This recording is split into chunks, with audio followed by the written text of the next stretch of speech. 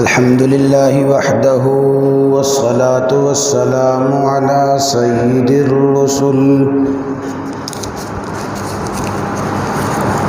سيد الرسل وخاتم الأنبياء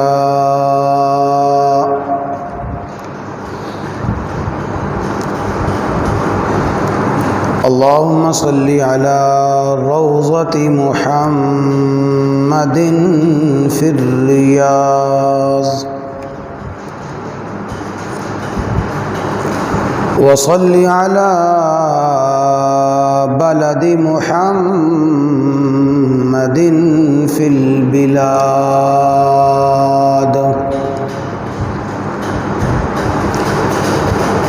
وصل على روح محمد في الأرواح وصل على قبر محمد في القبور صلاة تكون للنجاة وسيلة ولعلو الدرجات كفيلا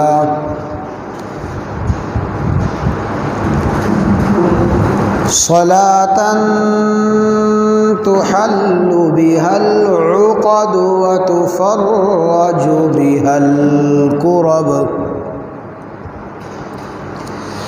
أعوذ بالله من الشيطان الرجيم بسم الله الرحمن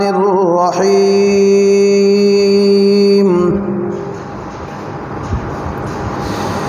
ولقد أخذنا آل فرعون بالسنين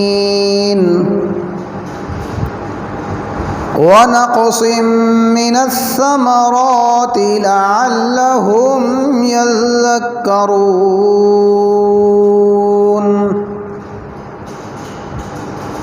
وقال رسول الله صلى الله تعالى عليه وسلم ولم ينقصوا المكيال والميزان إلا أخذوا بالسنين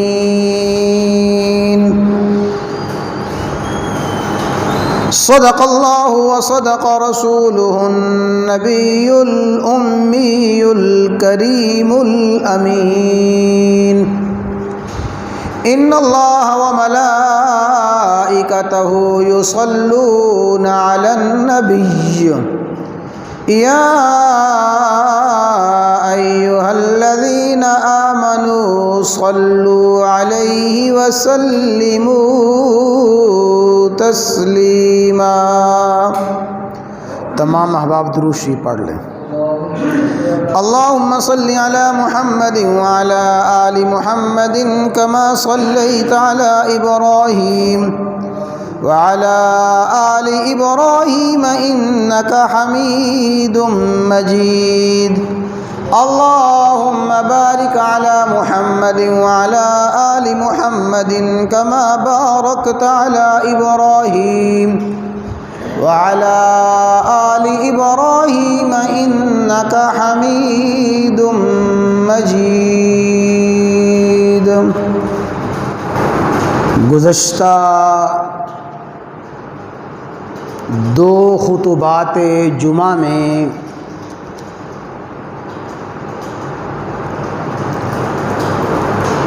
وبائی مرض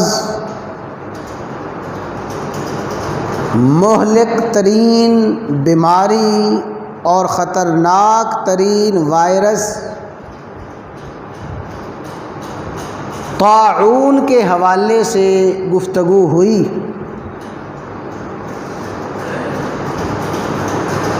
طاعون کے بارے میں امام الانبیاء سید الانبیاء خاتم الانبیاء سیدنا و مولانا محمد الرسول اللہ صلی اللہ تعالی علیہ وسلم کے ارشادات عالیہ، رسول اللہ صلی اللہ علیہ وسلم کے فرامین مبارکہ کے حوالے سے طاعون کے بارے میں کیا فضائل ہیں، طاعون کی بیماری اور طاعون کے مریض کے بارے میں جو بشارتیں ہیں،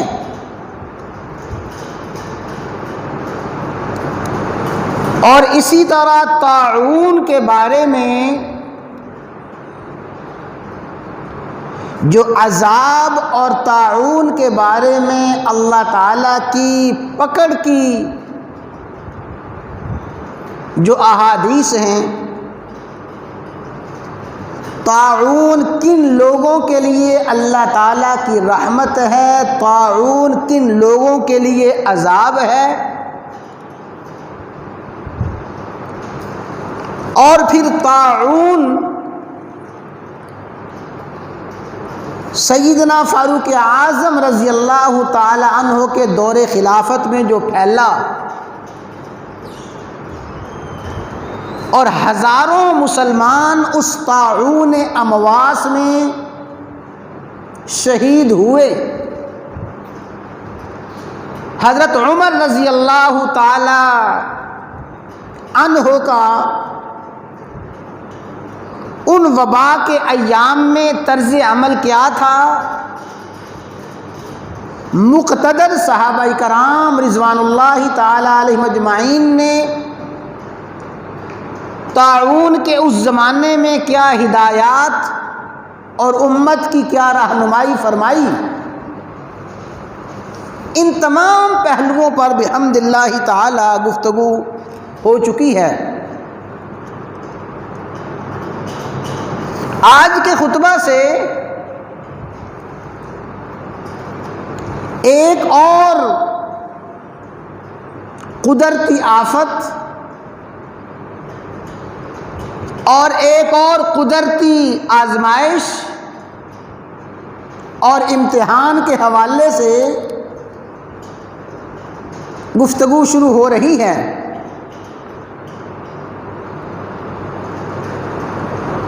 چونکہ اس وقت پوری انسانیت وبا اور بلا کے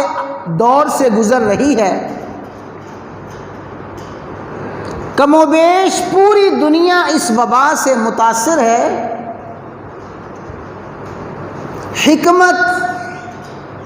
مصلحت کا تقاضا یہ ہے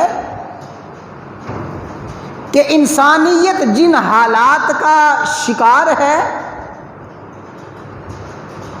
اور انسانیت جن حالات سے متاثر اور پریشان ہے، اسی عنوان کو، اسی موضوع کو بار بار بیان کیا جائے۔ قرآن و سنت نے وبا کے زمانے میں آزمائش اور امتحان کے دور میں کیا ہدایات دی ہیں، اسی عنوان کو بار بار بیان کرنا موجودہ حالات کا سب سے بڑا تقاضا، حکمت اور مصلحت ہے۔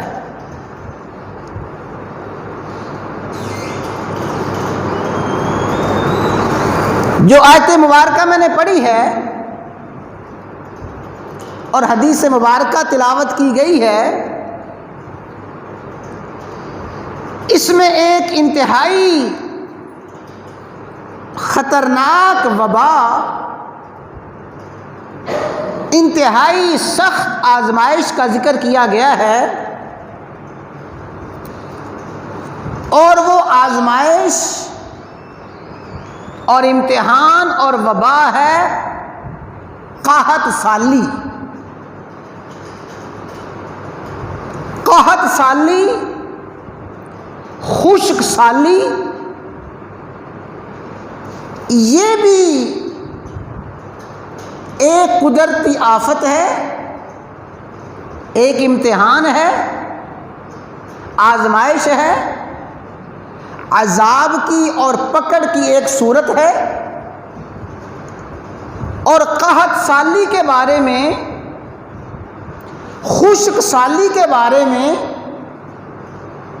قرآن کریم میں بھی بے شمار ارشادات ہیں۔ رسول اللہ صلی اللہ علیہ وسلم کی قحط سالی اور خشک سالی کے بارے میں بے شمار ہدایات ہیں، اور خاص کر میں آخر میں جو عنوان تفصیل سے عرض کرنا چاہتا ہوں وہ اس قحط سالی کا، اس خشک سالی کا ذکر کریں گے انشاءاللہ العزیز، جو حضرت سیدنا عمر رضی اللہ تعالی عنہ کے دور میں عام ہوئی۔ بدترین قحط سالی اور خشک سالی فاروق اعظم رضی اللہ تعالیٰ عنہ کے دور میں ظاہر ہوئی۔ خاص مدینہ منورہ کے لوگ اور مدینہ کے آس پاس کے لوگ، اور پھر آہستہ آہستہ سارے کا سارا عرب اس قحط سالی سے متاثر ہوا۔ حضرت عمر رضی اللہ تعالی عنہ کے دور میں طاعون بھی پھیلا، لیکن طاعون کا پھیلاؤ ملک شام، عراق، فلسطین یہ علاقے تھے جس کے بارے میں کچھ عرض کیا جا چکا ہے۔ یہ جو قحط سالی اور خشک سالی کی آزمائش اور امتحان آیا، یہ خاص کر اہل مدینہ پر،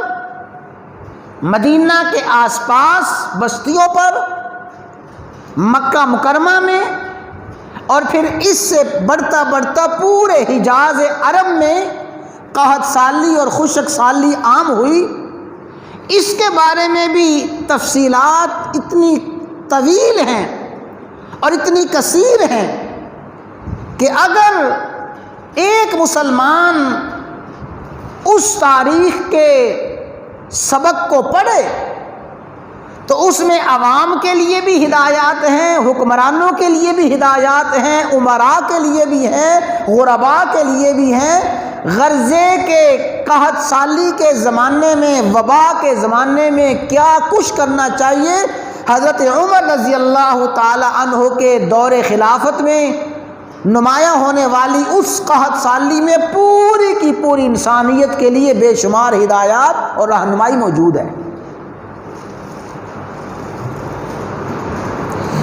یہ بات کئی مرتبہ عرض کی جا چکی ہے کہ جتنی بھی وبائیں ہیں اور جتنی بھی بلائیں ہیں، آزمائشیں ہیں، مختلف پریشانیاں ہیں، مختلف امراض اور بیماریاں ہیں، اچھی طرح سمجھنا چاہیے کہ ان تمام وباؤں کے، بلاؤں کے، آزمائشوں کے، پریشانیوں کے دو پہلو ہیں۔ ہر وبا، ہر بلا، ہر پریشانی، ہر غم اور تکلیف، اس کے کتنے پہلو ہیں جی؟ یہ بات اچھی طرح سمجھنی چاہیے۔ ایک پہلو یہ ہے کہ یہ آنے والی آزمائشیں، آنے والے امتحانات، آنے والی پریشانیاں،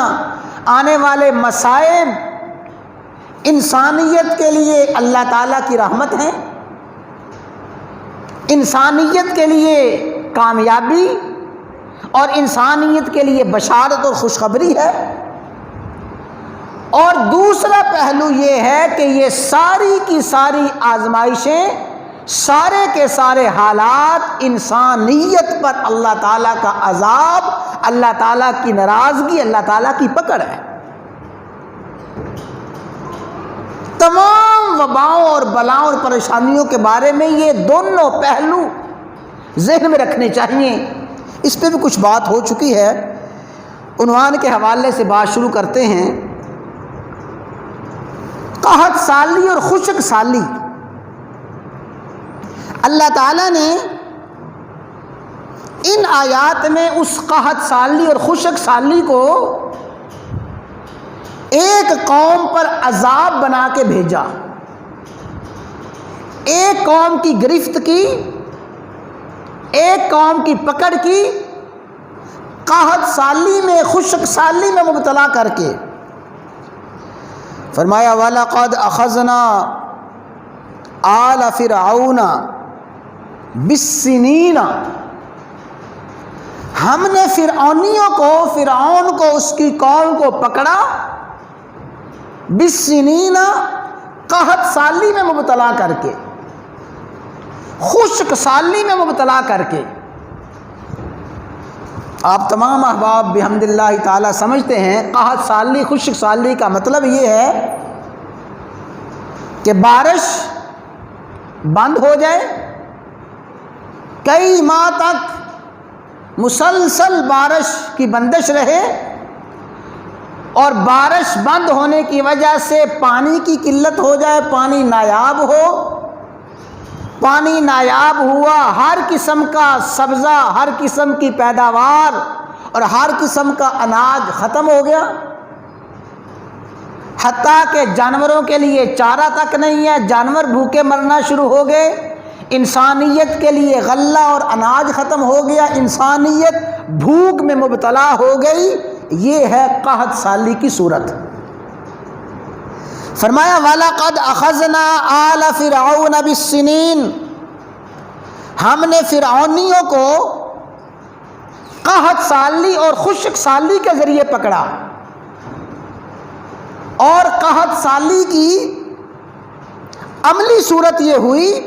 وَنَقْصٍ مِّنَ الثَّمَرَاتِ،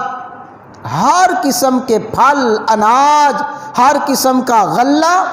کم ہو گیا۔ یہ جو قحط سالی اور خشک سالی ہے، بھوک ہے، اللہ تعالیٰ نے یہ قحط سالی کا عذاب قوم فرعون پہ مسلط فرمایا۔ اور ابن ماجہ کی حدیث ہے، رسول اللہ صلی اللہ علیہ وسلم نے قحط سالی اور خشک سالی کے، قحط سالی اور خشک سالی کے سبب کو بیان فرمایا کہ اللہ تعالیٰ قحط سالی، خشک سالی کن قوموں پہ بھیجتے ہیں، کن بستیوں پہ، کن ملکوں پہ، کس معاشرے پہ قحط سالی کا عذاب آتا ہے۔ فرمایا وَلَمْ يَنْقُصُوا الْمِكْيَالَ وَالْمِيزَانَ إِلَّا أُخِذُوا بِالسِّنِينَ، جو قوم ناپ تول میں کمی کرنا شروع کر دیتی ہے، اللہ تعالیٰ اس قوم کو قحط سالی کے عذاب میں مبتلا کر دیتے ہیں۔ ناپ تول میں کمی کرنا، الذین اذا اکتالوا علی الناس یستوفون، جب کسی سے لینا تو لیتے ہوئے زیادہ لینے کی کوشش کرنا، اور جب کسی کو دینا تو دیتے ہوئے کم دینا، ناپ میں تول میں کمی بیشی کرنا۔ اور میرے بھائیوں یاد رکھیں کہ ناپ تول کا معنی اور مفہوم صرف یہ نہیں ہے کہ کانٹے کے ذریعے اور آلات کے ذریعے پورا تولا جائے، پورا لیا جائے، بلکہ ناپ تول میں کمی کا مفہوم یہ ہے کہ ہر شخص جو اپنے حق کو پورا پورا لیتا ہے، بلکہ اپنی ذات کے لیے اپنے حق سے بڑھ کے لیتا ہے، اپنا حق اپنے حق سے بڑھ کے لیتا ہے، اور دوسرے کا حق اس کو پورا پورا بھی نہیں دیتا، اپنے حق میں ذرہ برابر بھی کمی گوارا نہیں کرتا، بلکہ سمجھتا ہے کہ یہ تو میرا حق ہے، اور جتنا اس کا حق بنتا ہے اس سے کئی گنا زیادہ لیتا ہے، اور جب دوسروں کے حقوق کی ادائیگی کی باری آتی ہے، دوسرے حقداروں کو ان کا پورا پورا حق بھی نہیں دیتا، یہ ہے ناپ تول میں کمی کرنے کا مفہوم۔ ایک روایت میں آتا ہے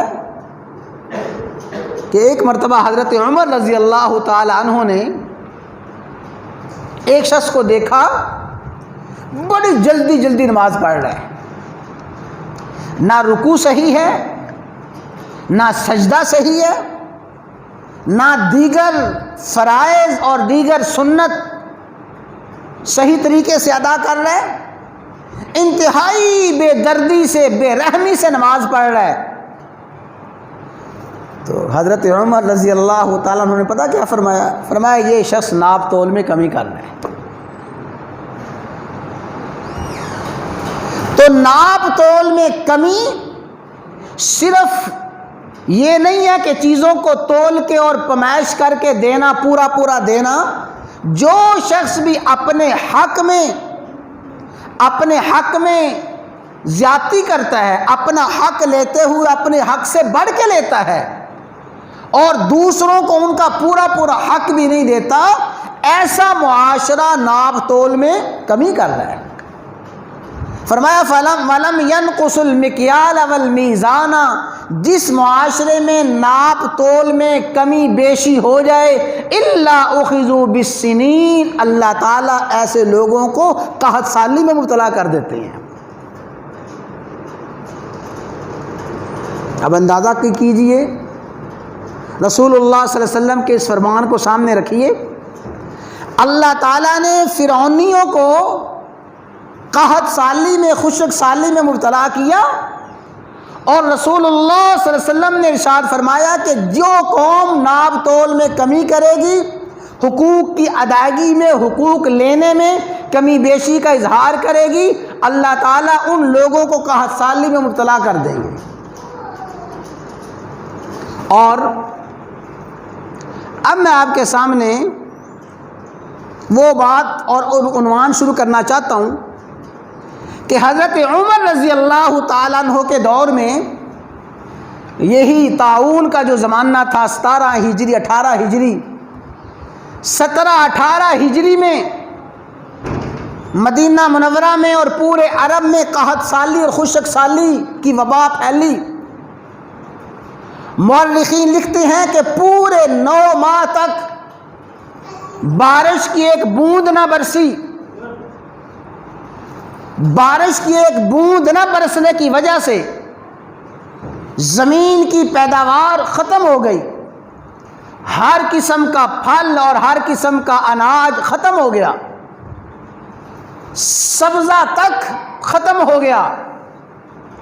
اور پھر 9 ماہ تک بارش نہ ہونے کی وجہ سے پہاڑ آتش فشاں بن گئے، آگ برسانے لگے، پوری کی پوری فضا اتنی شدید گرم ہوئی کہ زمین کی مٹی وہ راکھ بن گئی، اور جب ہوا چلتی تھی، ہوا چلنے کی وجہ سے جو مٹی اڑتی تھی وہ مٹی راکھ اور وہ مٹی جلی ہوئی آگ کی طرح ہوتی تھی۔ اس لیے تاریخ میں اس سال کو کہا جاتا ہے عام الرمادہ۔ عام الرمادہ کا معنی وہ سال جس سال میں راکھ اڑتی تھی، وہ سال جس سال میں جلی ہوئی مٹی فضا میں اڑتی تھی، اسے عام الرمادہ کہا جاتا ہے۔ حضرت عمر رضی اللہ تعالیٰ عنہ کے دور میں ایک طاعون امواس پھیلا جو کہ ملک شام، فلسطین اور عراق کے علاقے میں، اور دوسری وبا اور دوسرا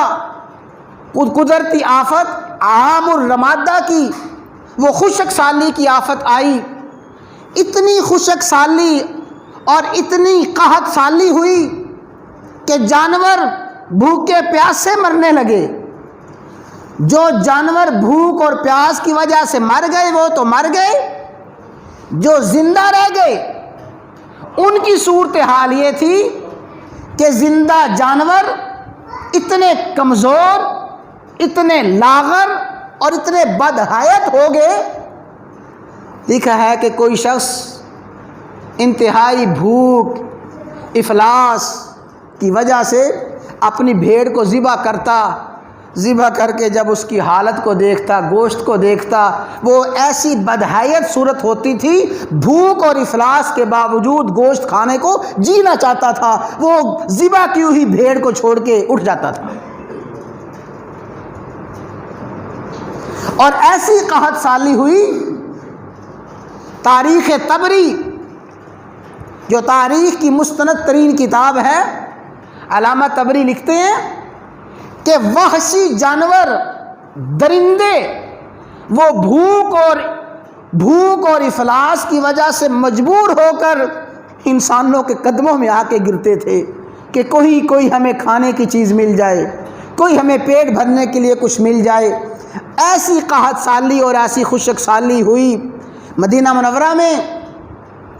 چونکہ عام طور پہ لوگ خوشحال تھے، ابتدا میں مدینہ منورہ میں لوگوں کے پاس کچھ ذخیرہ موجود تھا، لیکن آس پاس کی جو بستیاں تھیں وہ جوک در جوک مدینہ منورہ میں آنے لگیں کہ شہر میں چلتے ہیں. جنگلات کو چھوڑ کے، دیہاتوں کو چھوڑ کے مدینہ منورہ میں آئے. اور حالت یہ ہو گئی کہ اتنی کثرت کے ساتھ لوگ مدینہ منورہ میں آ کے پناہ گزین ہو گئے، اور اتنی کثرت سے لوگ مدینہ منورہ میں آ کے پناہ لینے لگے کہ پورے مدینہ منورہ میں تل دھرنے کی جگہ نہ رہی. پورے مدینہ میں قحط اور افلاس کے مارے ہوئے لوگ آ گئے. حضرت عمر رضی اللہ تعالیٰ عنہ نے اس زمانے میں جو کیا اور اس وقت صحابہ کرام نے جو کچھ کیا، پوری تفصیلات تاریخ میں موجود ہیں. اور میں نے عرض کیا کہ یہ جو عام الرمادہ اور قحط سالی اور خشک سالی کا زمانہ تھا، اس زمانے میں خلافت راشدہ نے، صحابہ نے امت کو جو اسوہ دیا ہے، وہ ایسا اسوہ، ایسا بہترین نمونہ ہے. اس میں حکمرانوں کے لیے بھی ہدایات ہیں، اس میں امراء کے لیے، امیر طبقے کے لیے بھی، غرباء کے لیے بھی ہدایات ہیں. اور یہ جو عام الرمادہ ہے، یہ قیامت تک آنے والی انسانیت کے لیے بہترین مشعل راہ بن گیا. حضرت عمر رضی اللہ تعالیٰ عنہ نے سب سے پہلا جو کام کیا، ریاست مدینہ کے حکمران نے عام الرمادہ میں، قحط سالی میں، خشک سالی میں، بھوک اور افلاس سے بلکتی ہوئی انسانیت کے لیے جو سب سے پہلا قدم اٹھایا، حافظ ابن کثیر رحمہ اللہ تعالیٰ لکھتے ہیں حضرت عمر رضی اللہ تعالیٰ عنہ نے اس دور میں بیت المال کے دروازے کھول دیے. جو کچھ بیت المال میں تھا، انفق فیہم من الاطعمہ، جو کھانے پینے کا سامان تھا وہ بھی تقسیم کرنا شروع کر دیا، اور جو بھی ضروریات زندگی اور ضروریات انسانیت کی اشیاء بیت المال میں موجود تھیں، وہ ساری کی ساری انسانیت پہ خرچ کرنا شروع کر دی. بیت المال کا خزانہ اور بیت المال کے دروازے کھول دیے، لوگوں کو بیت المال سے مال دینے لگے، اس لیے کہ یہ سرکاری خزانے حکمرانوں کی ملکیت نہیں ہوتے. اسلام میں سرکاری خزانے بیت المال عوام کی ملکیت ہے. اور جس زمانے میں عوام بھوک اور افلاس اور پریشانی میں ہو، اس زمانے کا حکمران اگر بیت المال کو عوام پہ خرچ نہ کرے، اس سے بڑا کرپٹ حکمران ہی کوئی نہیں ہے. بددیانت حکمران ہے وہ جو اس افلاس اور غربت کے زمانے میں بیت المال کو، سرکاری خزانے کو عوام پہ خرچ نہیں کرتا. حضرت ابو موسیٰ اشعری رضی اللہ تعالیٰ عنہ جو بیت المال کے بڑے انچارج تھے، ایک دن حضرت عمر نے بلایا، فرمایا ابو موسیٰ بیت المال میں سے لوگوں کو دے رہے ہو؟ عرض کی امیر المومنین، آپ کی ہدایت کے مطابق بیت المال کے دروازے اور خزانے عوام پہ کھول دیے، اور اب صورتحال یہ ہے کہ بیت المال میں سوائے چند درہم کے، سوائے چند بچی کچی چیزوں کے کچھ بھی نہیں رہا. فرمایا ابو موسیٰ، اللہ ایسے کرو، کل کا دن مقرر کر لو اور ہاتھ میں جھاڑو پکڑو اور بیت المال میں جھاڑو لگاؤ، ایک درہم بھی باقی نہ رہے، جو کچھ ہے سب کچھ عوام میں تقسیم کر دو۔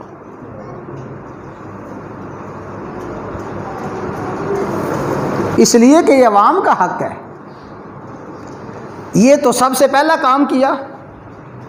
کہ اس عام الرمادہ اور قحط سالی میں، خشک سالی میں بیت المال کے دروازے عوام پہ کھول دیے، اور ساتھ ساتھ جو کرنے والا کام ہے، حکمران کا جو فرض ہے،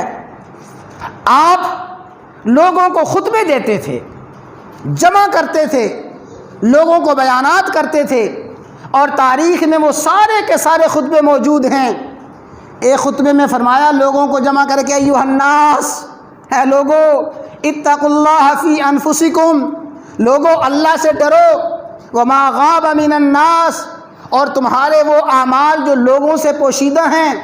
اپنی خلوت کے اعمال کے بارے میں اللہ سے ڈرتے رہو، اللہ سے ڈرو، اور اللہ کی بارگاہ میں توبہ استغفار کرو، دعائیں کرو۔ اور لوگوں مجھے ڈر ہے کہ یہ جو قحط سالی، خشک سالی ہے، کہیں اللہ تعالیٰ کی طرف سے ناراضگی نہ ہو، پتہ نہیں ناراضگی ہے یا آزمائش اور امتحان ہے۔ لوگوں استغفروا ربکم، رب سے معافی مانگو، توبوا الیہ، رب کی بارگاہ میں توبہ کرو، اپنے اعمال کی اصلاح کرو۔ اور حضرت عمر رضی اللہ تعالیٰ عنہ کو اس دن دیکھا گیا، فروئی عمر یومئذ، صحابہ فرماتے ہیں اس دن ہم نے حضرت عمر کو دیکھا، خطبہ دے رہے تھے، اور اس انداز میں خطبہ دے رہے تھے، بکا، خود بھی زارو قطار رو رہے تھے، بکناس، لوگوں کو بھی زارو قطار رلا رہے تھے، توبہ استغفار کی طرف متوجہ کر رہے تھے۔ اور جو ہی مغرب کی نماز پڑھاتے، حضرت اسلم جو آپ کے غلام ہیں فرماتے ہیں، مغرب کی نماز پڑھا کے حضرت عمر رضی اللہ تعالیٰ عنہ فرماتے، ایھا الناس استغفروا ربکم، لوگوں اپنے رب کی بارگاہ میں توبہ استغفار کرو، اپنے رب کی بارگاہ میں جھک جاؤ۔ اور عبداللہ بن عمر فرماتے ہیں کہ پھر مغرب کی نماز پڑھانے کے بعد جب عشاء کی نماز پڑھاتے،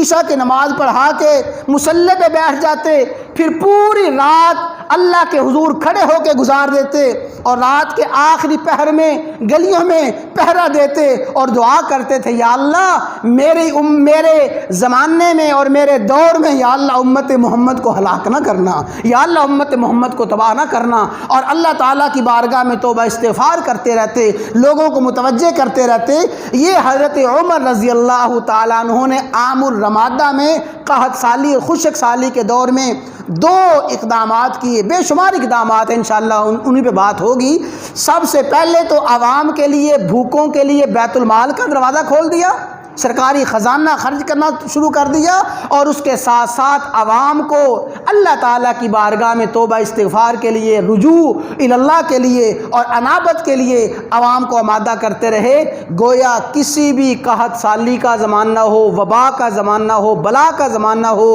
حکمران کا کرنے والا کام یہ ہے، حکمران سرکاری وسائل کو عوام کے لیے وقف کر دے، اور پھر عوام اللہ تعالیٰ کی بارگاہ میں توبہ استغفار کرنا شروع کر دیں۔ یہی وبا اور بلا کے زمانے میں بہترین مشعل راہ ہے۔ اللہ تعالی ہمیں ان باتوں کو سمجھنے کی توفیق عطا فرمائے۔ انشاءاللہ آئندہ جمعہ عام الرمادہ کے بارے میں تفصیلات بیان کی جائیں گی۔ اللہ تعالی ہمیں ایمان کی، سلامتی کی زندگی نصیب فرمائے۔